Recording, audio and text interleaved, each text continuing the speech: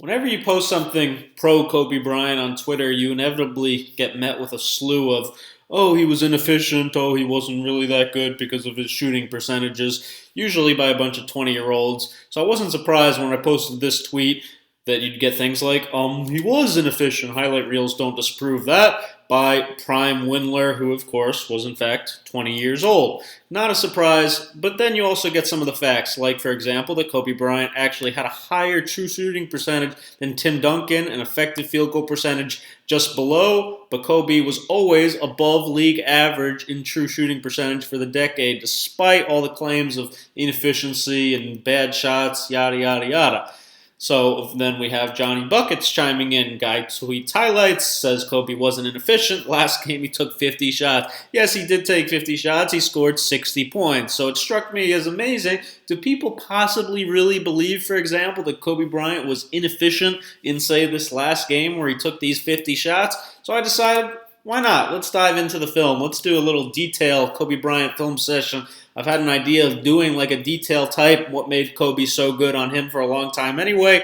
Let's start with this final game of his career, and then we'll make it a video series. We'll see how long it goes, how many games we need to dive into, how many analytics we need to pull up to really prove that Kobe was in fact not inefficient and does belong rightfully among the top, in my opinion, 3, but if you want to say 5, 10 players of all time, fine, we can live with that. Let's look again at the detail. First of all, context is everything. As I always say, Utah, coming into this game, was eliminated from playoff contention just a few minutes before tip-off. So they were ready to go. They prepared for this game like it was a playoff game. They were all in. You see Kobe being posted up by Rodney Hood to start the game, knocking the ball away, playing his good defense. This was Gordon Hayward right before his first All-Star season. Had a really, really good year for a young Utah team.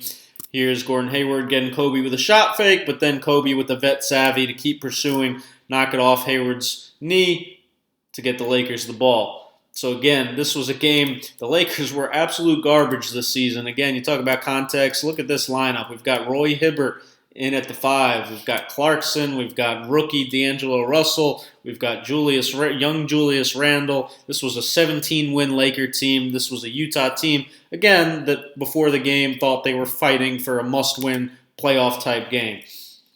Here we see Kobe reading the pistol-type action, little wedge screen into a side pick and roll, coming off the screen nice and tight, hitting Roy Hibbert on the little short roll, getting him really ahead of steam. That should be an easy jump hook right around this area.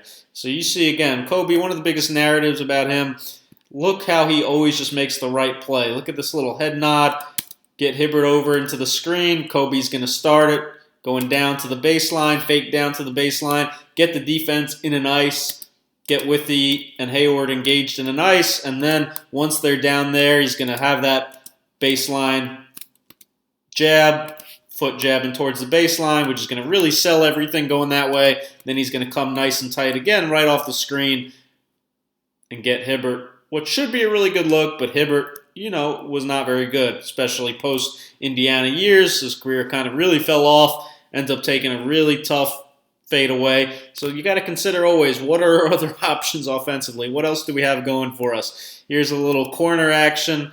Split game for Kobe, and again, just look at the brilliance. You watch him all game, always working, always little subtle things to get open. Look at him kind of hard jab towards the baseline, gets Rodney Hood to bite on it, and then he's going to fly off. Come off this screen, and then again, he finds Hibbert in the pocket, and what's Hibbert going to do with it? Well, D'Angelo Russell was back cutting from the corner, which he probably shouldn't have done, and then Hibbert ends up throwing the ball out of bounds.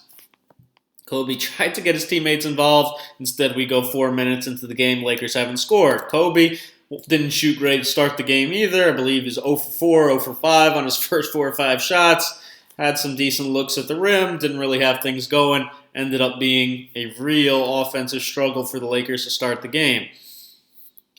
But then again, you see plays like these that make you appreciate, okay, what is efficiency exactly? To me, I think it's just about making winning plays. It's about doing more with less, as people have said. It's about maximizing your time on the floor, and it's not just limited to offense, in my opinion. You see here, Gordon Hayward turns the corner on this sort of side pick and roll. Hibbert's going to end up having to stop the ball. Look at Kobe, though, veering off, little peel back switch to go get Trevor Booker, blocking this with his left hand. He was a phenomenal defensive player on top of being possibly the best offensive player, maybe just after Michael Jordan. And then, okay, finally we get going. 7 minutes into the game, his first basket. Gordon Hayward guarding him in transition. Little hesitation dribble into the crossover. Shot fake, get Hayward up in the air. Shoot up over him. His first points, crowd goes nuts. Now we're going to run pistol. Utah icing the side pick and roll. What's Kobe going to do? Read it correctly. Come off, S dribble. Keep the defender on his back. Get to his spot. Defense now is going to late switch with the onto him. Kobe rise up. This was his money shot. One of the best ever. Getting to his spot, elevating over the defense. Didn't matter if it was a 2 or a 3. Got to where he wanted to go on the floor. Really, where the defense leads him, the open area. Kobe, of course, gets to where he wants to shoot the ball, but you're just reading the defense constantly. If they're playing in this drop defense, they're playing this zone coverage. The right move is, keep the defense on your back, get to the wide open free throw line, pull up. Easy, easy money. You see Kobe here. Love that early post up in transition. Rodney Hood guarding him here. Look at this. We're going to rip through left to right, attack, jump stop, reverse finish. And the foul. Kobe, 10 of 12 from the free throw line in this game. Got to the line a ton, made his free throws. Again, you talk about context. Who else is going to shoot the ball, honestly? Is it rookie D'Angelo Russell? Well, he wasn't that good this season. Wasn't that good to start his whole career, really.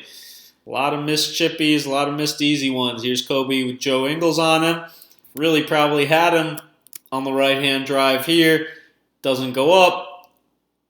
Finds D'Lo in the corner. Probably had a corner 3 right there. Doesn't shoot it. All right, Kobe's still trying to post up Joe. They end up switching. Smart play. Switch Rodney Hood, the better defender, onto him. Look at him, though. Kobe sealing, put off on the front. He's going to make sure he holds him off. And then D'Lo's going to throw that lob over the top. Look at Kobe. Go get the ball. Square your feet to the rim. And shoot it. Know the shot clock's at 6. Long 2, foot on the line, doesn't matter. Great shot. And then now he's feeling it by this point. Had his game really going. Look at this. This was a tip ball. Doesn't even catch it cleanly. Catch and shoot. Again, nobody else. Look at this lineup. Huertas, rookie Larry Nance. Nobody else on this team could really score. Nobody else, I believe, had more than like 10 points. Look at this again. Dribble handoff with Larry Nance. Doesn't really want the ball inside. Kobe, a little swing through here. Feels Rodney Hood's hand on him. What do? Swing the ball through, get 3 free throws into your shooting motion. And again, people love to detract from him or say certain things don't matter. You know what? Getting to the free throw line that many times, again, matters. Making your free throws matters. Was a master at getting to the line. How about this? End of the first quarter, all right? Utah was playing man here. But you know what? It's going to look so much like a zone because of how much they're loaded up to Kobe Bryant, how much they're worried about him end of quarter. So when people throw statistics at you like end of quarter, end of game shots, always remember that these shots are a lot harder. They're a lot more difficult because defenses are loaded up to you. They know what's coming. They know that it's you taking the shot. And you know what? Most teams at the end of a game, end of a quarter, go ISO. The difference is Kobe attracted so much attention. As you see, the defense basically looks like they're playing a 2-3 zone here. Kobe still is going to penetrate this gap in the middle, get right past Neto, engage extra defenders, and then look at this kick-out pass to D'Angelo Russell. A little no-look, side behind the back, gets D'Lo a wide-open 3. Again, just doesn't hit it. Kobe, though, again, making the right play consistently, reading the game. Then let's see what happens when Kobe isn't in the game. All right, people say, okay, Kobe's taking a lot of shots. If he's not in the game, then we run pick and roll. We run offense. We get other guys involved. But that's much easier said than done. If you have guys who aren't really big scoring threats offensively, like Huertas and Tariq Black right here running pick and rolls, defenses can just switch it. Okay, Black can post up the smaller guy. Defense can come over to help. Black cannot read the double team and make the right pass out of it. Leads to a steal. Julius Randle, how about him handling ISO in transition? Knicks fans are used to that. Again, struggled to start his career in LA mightily. Wasn't really all that good yet. Here we go. Let's run another Huertas pick and roll, and let's turn the ball over to Jeff Withey. Again, it's all about context. So you look, what's the alternative? What's the lineup without Kobe? Well, it's Huertas, Black, Randle, Nance, Clarkson, young Clarkson. Not that much scoring, not that much savvy, not many guys who really know what they're doing out there. Let's run a little Horns pick and roll. All right, let's get Randle a mid-range jumper and clank. So again, you got to remember what the alternative is. Let's get Kobe back in the game now. We got Hayward in the post. All right, so look at this. Again, I talk about being the focal point of a game plan, being the guy that attracts all the attention. When Kobe has this ball in the mid-post area, defenses know. Quinn Snyder knows. He's sending right away. Trevor Booker is supposed to come over and basically double him. He ends up just stunting at him, though, and then leaving. So Kobe sees that. So smart. Look at him. Catches this ball, faces up, so he can see the defense on the jab. Now he's reading it. Now when he sees Booker go away, now he knows he's still got Hayward one-on-one. So right here, now I'm going to spin towards that baseline. I'm going to read Hayward not really pick up this right foot jab right here going towards the baseline, and now I'm past him. Again, so crafty, emulated all of Michael Jordan's moves, had possibly the best footwork ever. Love this kind of switch basketball too, again, which was what they needed to do because you're not running offense through Roy Hibbert. They didn't have a strong roll man. Randall's not a roll man. Hibbert's not a roll man. They don't even really, besides Russell, who wasn't really a great pick-and-roll point guard at this point at least, have a pick-and-roll player. But we're going to run this play to get Kobe a mismatch with Shelvin Mack. And then he's going to turn to the baseline, spin move to the baseline, shot fake, get the defender up in the air, lean into him, just misses a shot. How about this? End of the shot clock. Randle with a smart little flare screen for Kobe. Gets Trey Lyles in a long closeout, and then look at this. Again, savvy, IQ, reading the game constantly, not predetermining anything. Lyles too aggressive in his closeout. Kobe knows this. Shot fake. Knows that Lyles can overextend. Gets him past him. Step under. Behind the three-point line. Shot. Up to 21 points at this point. Look at this. How many guys in the NBA do you know catch the ball at the elbow and go get double-teamed? Pretty much nobody right now. That's your answer. Again, talk about how much respect defenses had for him. Trey Lyles is going to go double, try to get the ball out of his hands. Look at Kobe. Poor spacing by the Lakers, so he has to find Hibbert in the paint, who, again, doesn't really do anything with it. And now Clarkson's going to have the ball in an ISO against Trey Lyles, shoot a three, doesn't really do anything with it. Turns the ball over. Context is everything. Look at this play. Nice play by D'Lo to come sneak behind, slap the ball away. Kobe being on the same page, being in tune with him. Go and get the steal, and then the behind-the-back wraparound pass. That happens today. Worldwide Wob's going nuts. Everybody's tweeting it.